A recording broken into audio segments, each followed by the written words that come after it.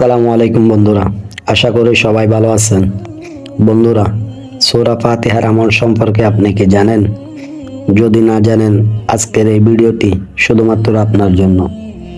কারণ সূরা ফাতিহার সম্পর্কে হাদিস শরীফে এমন কিছু কথা বলা আছে যা জানলে আপনিও অবাক হবেন। আপনার জীবনের অনেক কিছুর সমাধান আপনি নিজেও করতে পারবেন। সূরা ফাতিহাকে রাসূল করিম সাল্লাল্লাহু তাআলা আলাইহি ওয়াসাল্লাম বলেছেন সমস্ত রোগের মহা ঔষধ। এই সূরা ফাতিহা শরীফ 40 বার পাঠ করে পানির উপর ফু দিলে, জ্বর আক্রান্ত রোগীর উপর সেই পানি ছিটিয়ে দিলে রোগী ভালো হয়ে যাবে। এই সূরা ফাতিহা শরীফের আরো অনেক ফজিলত আছে।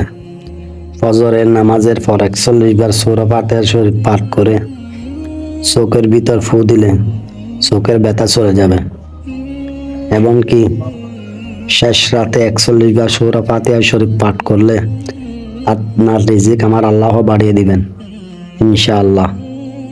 আজকের এই ভিডিওটি এই পর্যন্ত। ভালো লাগলে অবশ্যই